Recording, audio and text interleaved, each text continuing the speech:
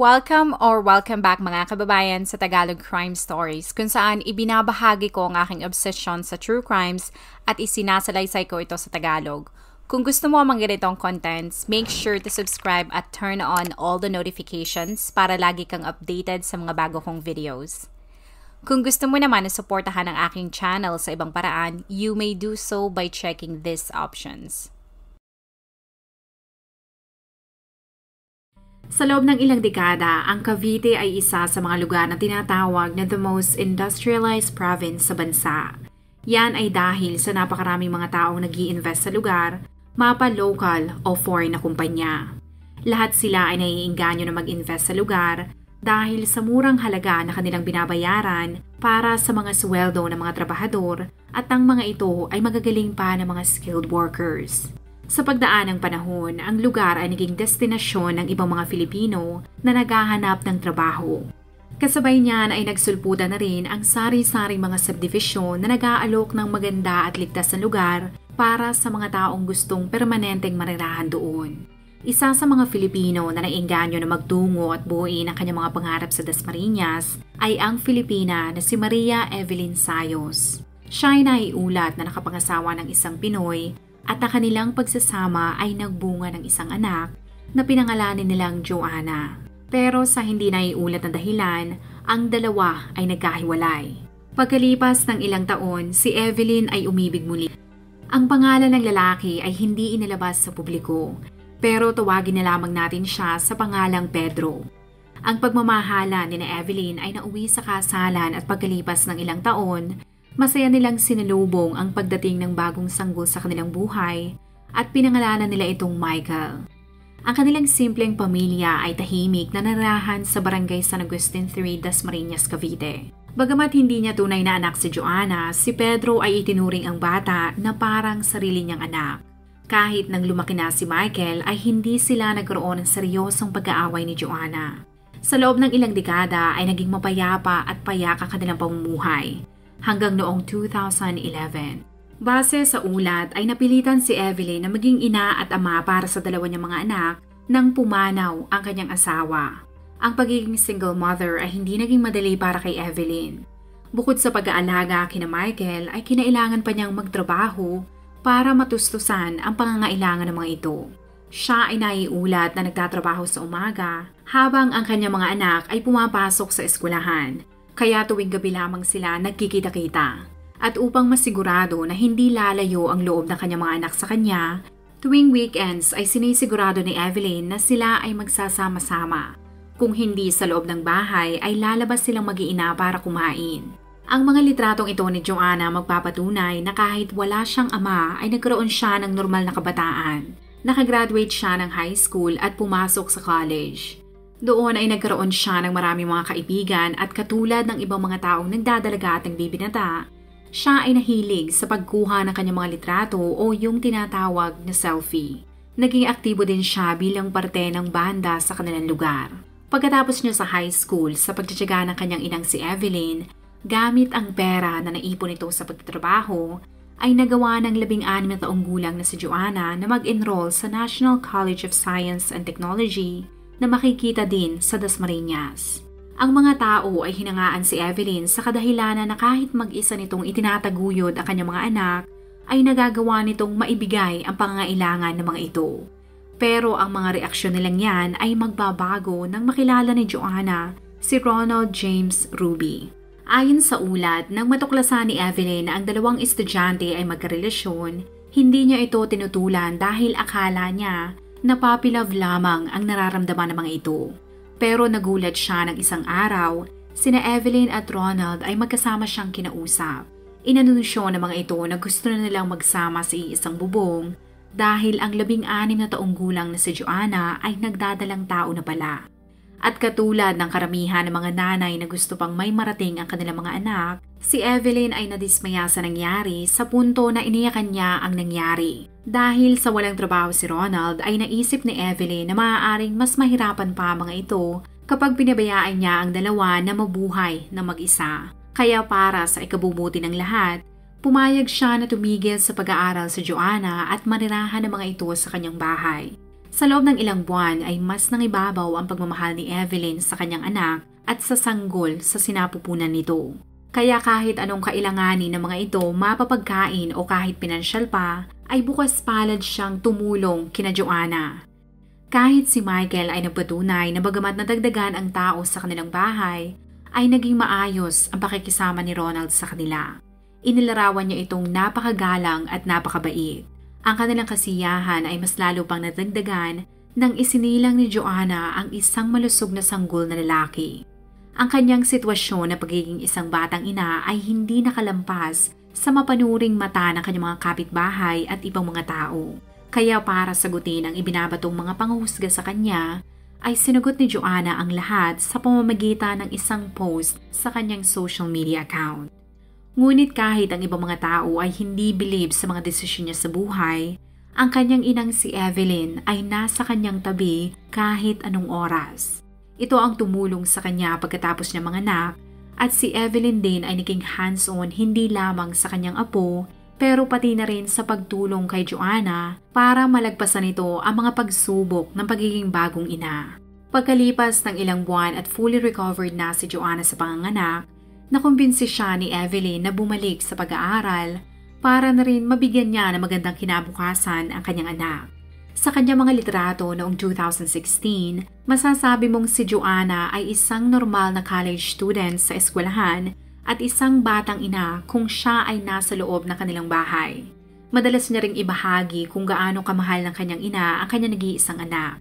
At upang maipahayag kung gaano niya pinapahalagahan ang ginagawa ni Evelyn, ay nag-post siya sa kanyang social media para batiin ito noong Mother's Day. Ilang buwan pagkalipas niyan ay ipinagdiwang ni Joanna ang kanyang 18 kaarawan at katulad ng palagi niyang ginagawa ay nag-post muli siya sa kanyang social media para pasalamatan si Evelyn sa iniregalo nitong bagong cellphone sa kanya. Noong August 8 naman ay binahagi niya ang larawan ng kanyang mga magulang nang ang mga ito ay magkasama pa at bago magtapos ang araw na yon, binati niya rin si Evelyn sa kaarawan nito. Pero ang kanilang magandang buhay ay magbabago noong August 15, 2016.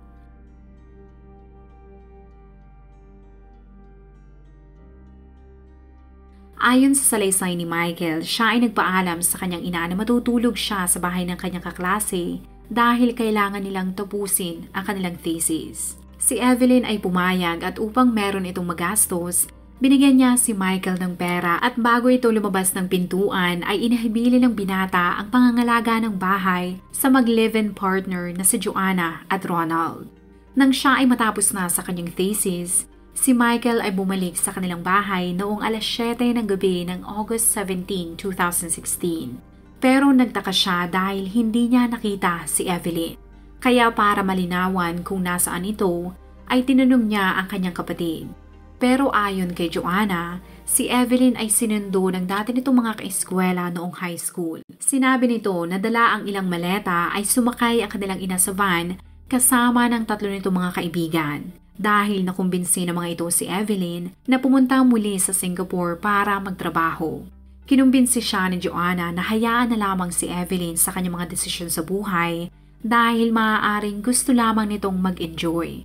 Kaya kahit may pag-aalindangan, ay pinaniwalaan niya ang mga sinabi ni Joanna. Pero dumaan ang ilang araw ay hindi mawala sa kanyang isip na bigla na lamang aalis si Evelyn sa Pilipinas dahil kilalang-kilala niya na ang kanyang ina ay ang tipo ng tao na hindi aalis ng ganang-ganan na lamang na hindi nagpapaalam. Lalo pa siyang nabalisa dahil noong umalis si Evelyn ay pumapasok pa rin siya sa kolehiyo. Kaya hindi niya alam kung saan siya kukuha ng pera para sa kanyang tuition fee at sa kanyang mga baon. Tinangka niya itong tawagan, i-text at kontakin gamit ang social media. Pero kahit anong pagtatangka niyang kausapin si Evelyn, ay hindi ito nasagot.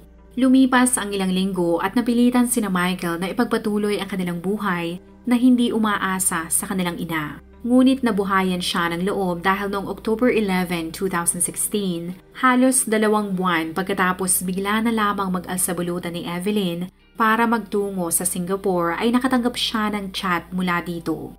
Siya ay binati nito ng belated happy birthday. Humingi rin ng paumanhin si Evelyn dahil sa hindi na ito nakapagpaalam ng maayos sa kanya. Ibinahagi nito na masaya siya sa Singapore kaya dapat wag silang mag-alala. Nalaman din niya na sobrang abala ni Evelyn sa trabaho at ang simpleng pagsasendang chat ay napakahirap. Bagamat lagi itong busy ay naintindihan niya ang sitwasyon. Pero nadismaya si Michael dahil hindi na naulit ang pag-chat sa kanya ni Evelyn. Ngunit kahit nasasaktan siya na tila sila ay inabandona ng kanyang ina, para kay Michael ay maaaring mas pinili nito na mabuhay na mag-isa dahil sa loob ng ilang dekada ay lagi na lamang silang iniintindi at inaalagaan nito. Kaya inisip niya na maaaring ito ay napagod na sa pagiging ina sa kanila kaya mas pinili ni Evelyn ang pansarili nitong kasiyahan. Ibinahagi niya rin na ilang buwan bago ito magtungo papunta sa Singapore ay na-diagnose si Evelyn na merong TB o tuberculosis. At para maibsan ang kanyang nararamdaman, ilang taong kinumbinsi ni Michael ang kanyang sarili na maaaring si Evelyn ay gusto lamang magpagamot sa malayong lugar para hindi nila makita ang paghihirap nito. Ngunit kahit ano atang kumbinsi niya sa kanyang sarili ay hindi maalis sa isip ni Michael ang masamang kutob na maaaring merong masamang nangyari dito.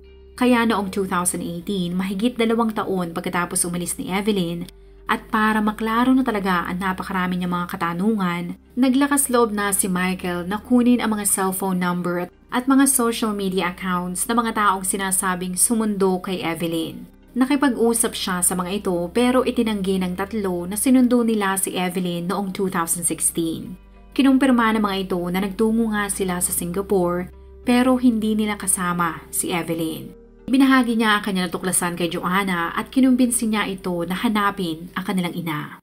Sabi ko, Joanne, kamusta na kayo si Mama? Hanapin na kaya natin siya. Ang sinabi niya lang sa akin ay, huwag na natin hanapin si Mama. Kung nasan man siya ngayon, sigurado masaya na siya. Kaya sabi ko, parang may mali. Kahit walang suporta mula sa kanyang sariling kapatid, si Michael ay lumapit na sa mga otoridad noong June 2018 at nag-file siya ng missing persons report. Sa kanyang nilagdaang salaysay ay ibinahagi niya sa mga otoridad ang sinabi sa kanya ni Joanna na si Evelyn ay sinundo ng 3 mga kaibigan nito at nagtungo sa Singapore para magtrabaho. Ngunit katulad ng karamihan sa mga kaso sa Pilipinas, mapa civil, legal o missing persons case pa, usad pagong ang nangyaring investigasyon. Habang naghihintay ng balita mula sa Dasmariñas Police, si Michael ay tumigil sa pag-aaral at napilitan siyang magtrabaho sa Business Process Outsource o call center sa Cavite para mabuhay niya ang kanyang sarili. Kasabay ng pag-iiba ng kanilang buhay dahil sa pagkawala ni Evelyn, naapektuhan din noon ang relasyon ng 4 na taon ng mag-live-in partner na sina Joanna at Ronald. Ang mga ito ay madalas ang bangayan na parang aso't pusa. Naging madalas ang dabugan at sigawan ng mga ito hanggang umabot sa hiwalayan. Ang dalawa ay parehong umalis sa bahay nila sa barangay San Agustin 3 at lalong nakadama ng lungkot si Michael dahil noon ay mag-isa na lamang siya sa buhay.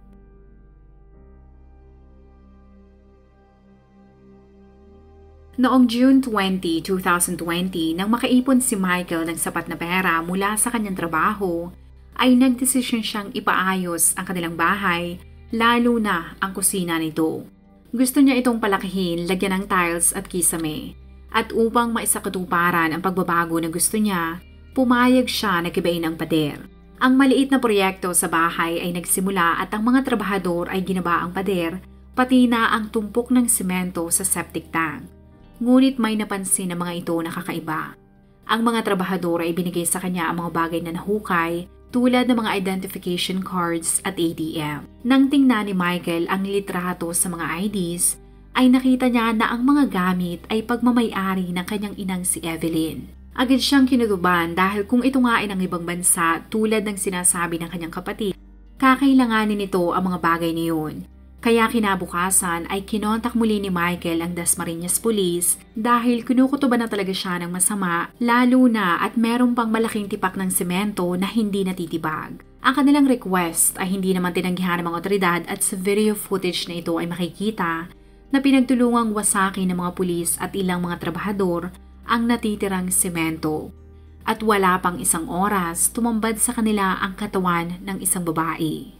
Bagamat siya ay kinakabahan na maaaring ito ang labi ng nawawala niyang ina, pinakalma siya ng mga pulis at sinabihan na wag munang mag-isip ng kung ano-ano dahil gusto nilang idaan ang bangkay sa DNA testing para makumpirma ang talagang pagkakakilanlan nito. Pagkatapos ng ilang linggong paghihintay, kinumpirma ng mga investigador ang malungkot na balita na ang bangkay na nakita sa sementadong septic tank ay sa 54 na taong gulang na si Evelyn. 2 araw pagkatapos madiskubre ang labi ng ginang, ang mga otoridad ay kaagad inaresto ang dati magka-live-in partner na sina Ronald at Joanna at kaagad silang sinampahan ng mga kasong murder at parricide. Ayon sa investigasyon, lumalabas na ang ipinapakitang magandang relasyon ni Joanna sa kanyang ina sa social media pagkatapos niyang mabuntis at manganak ay hindi totoo. Ibinahagi nila na si Evelyn pala bagamat bukas palad na tumutulong sa dalawa, ay inilarawan ni Joanna na isang bungangera. Sinabi din ng babaeng nasasakdal na ang kanyang ina ay wala nang ginawa kundi pagalitan at pagsabihan siya dahil sa maaga siyang nagpabuntis. Madalas din itong questionin at maliitin ang kanyang nobyo na si Ronald kung anong klaseng buhay ang maibibigay nito sa kanilang dalawa ng sanggol. Ayon naman sa lalaking nasasakdal ay araw-araw siyang minamaliit nito dahil siya ay nasa puter ni Evelyn at wala siyang matinong trabaho. Kaya sa pagdaan ng panahon, bagamat sila ay nagpapasalamat sa mga naitulong nito sa kanilang maliit na pamilya, sina Ronald at Joanna ay nagtanim ng sama ng loob at kalaunan ay namuo ang kanilang galit. Para naman kay Michael ay noong una ay naging maayos ang relasyon ng kanyang ina kina Joanna. Pero sa pagdagal ng panahon, tila naging pasanin at pabigat na ang dalawa para sa tumatandang si Evelyn. Ayon sa mga otoridad ay matagal na palang pinagplanuhan ni Joanna at Ronald ang pagpatay kay Evelyn. Kung sa ibang bansa ay karaniwan nilang pinapatay ang kanilang mga magulang dahil sa makukuha nilang pera mula sa life insurance policy, ay ibahin mo ang motibo ni Joanna. Para sa kanila ay gusto lamang nilang patahimikin si Evelyn upang habang buhay na itong tumigil sa pangmamaliit sa kanila. Ngunit hindi nila ito maisakutuparan dahil sa madalas na nasa bahay si Michael. Nagkaroon lamang sila ng pagkakataon nang mag-overnight ito sa bahay ng kanyang kaklase. Ayon sa investigasyon noong August 17, 2016, ang plano ni Joanna ay yayain si Evelyn na kumain sa labas. Nang pumayag ito at tapos na makapag-ayos, si Evelyn ay tinawag na ni Joanna. Pero pagkalabas nito ng pintuan ay bigla na lamang siyang bumagsak sa sahig. Ang hindi nakita ni Evelyn ay nagtatago lamang pala si Ronald sa isang sulok at ito ay merong hawak na martilyo at hinahintay lamang siya nitong lumabas. Malakas siya nitong hinampas sa ulo at nang siya ay buhay pa, si Ronald ay inutusan si Joanna na magtungo sa kusina para kumuha ng kutsilyo at sinaksak niya ng paulit-ulit si Evelyn.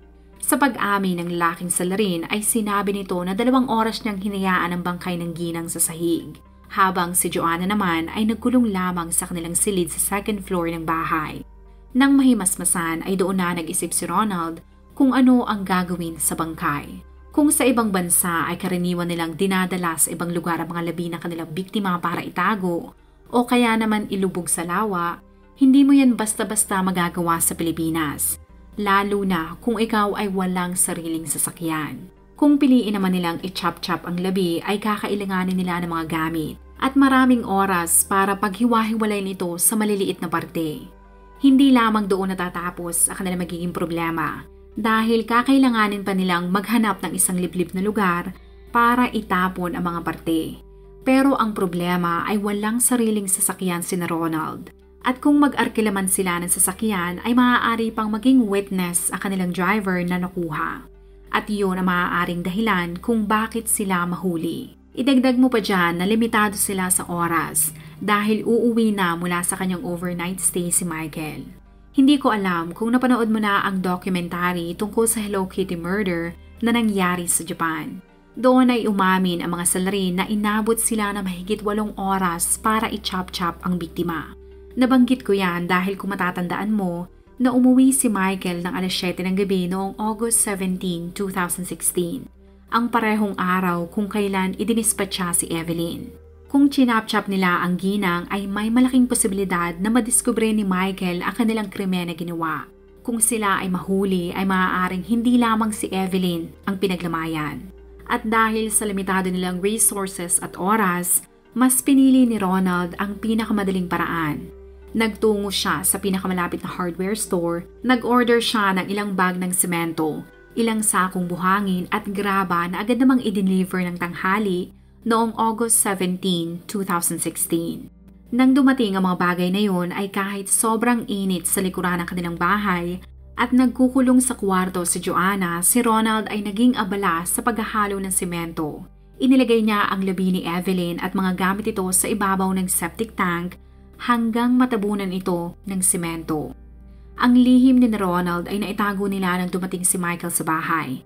Pero sa pagdaan ng mga araw ay napagtanto nila na hindi nila maitatago ng tuluyan ang kanilang ginawa dahil umaamoy ang bangkay. Kaya naging madalas ang pagpunta ni Ronald sa hardware store at katulad ng ginawa niya dati, bumili ulit siya ng semento at tuwing mangangamoy ang bangkay ay tatapalan niya ito ng paulit-ulit hanggang kumapal na ang semento. Ayon sa interview kay Michael, noong umuwi siya sa kanyang trabaho sa pagiging call center agent, ay naabutan niyang sinesementohan ni Ronald ang septic tank. Nang tanungin niya kung bakit ito sinesementohan, ay sinabi sa kanya nito na bago umalis si Evelyn patungong Singapore, ay ibinili nito sa kanya ang pag-aayos ng septic tank lalo na kapag ito ay umaamoy. Kaya ipinagkibit-balikat niya lamang ang lahat at hindi siya naghinala. Lumalabas din sa investigasyon na ang nagsesend ng mga mensahe mula sa social media ng biktima ay ang mga suspect para palabasin na ito ay buhay pa at nagtatrabaho sa Singapore.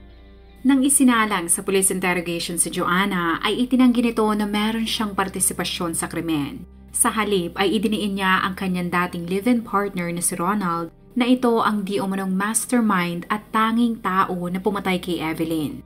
Sa kanyang extrajudicial confession ay inamin niya na madalas sabihin sa kanya ni Ronald na gusto nitong patahimikin ang kanyang ina dahil sa sagad na ito at umay na umay sa kakabunganga at pangmamaliit ni Evelyn. Idinagdag ni Joanna na di umano'y siya ay pinalabas ni Ronald nang gawin ito ang pagpatay para hindi niya masaksihan ang krimen. Sinabi rin niya na tinakot siya di umano ni Ronald kaya hindi siya nagsuplong sa mga otoridad. Pero ang mga salaysay niyang yan ay hindi pinaniwalaan ng mga investigador dahil naniniwala ang mga ito na sa simula't simula ay parte siya ng plano ng pagpatay kay Evelyn pati na sa pagtatago sa bangkay nito na umabot ng halos 4 na taon.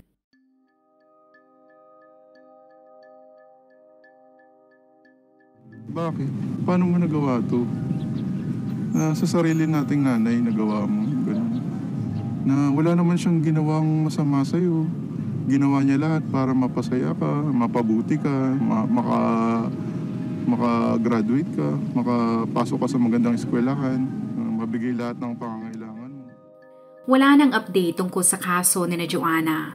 At para sa mga taong magtatanong kung bakit wala nang update, una ay dahil sa wala nang news outlet na nag-report tungkol sa nangyari pagkatapos maaresto ng mga nasasakdal. At ang pangalawang rason ay katulad ng lagi kong sinasabi, napakahirap mag-check ng update ng isang kaso lalo na kung ito ay nangyari sa Pilipinas. Dahil walang designated na website ang gobyerno sa bansa para ma-access ng publiko hindi katulad ng proseso sa Amerika. Pero may malaking posibilidad na katulad ng ibang mga kaso sa Pilipinas, ang mga nasasakdal ay maaaring magkahiwalay na nakakulong sa BJMP habang sila ay naghihintay ng paglilitis. Kung ikaw ay nakinig hanggang sa dulo ng video na ito, maraming salamat sa panonood sa episode na ito. Please consider leaving a comment or i-like ang video na ito. At kung may kaso ka na gusto mong i-cover ko, please let me know. Magandang araw sa iyo, kabayan.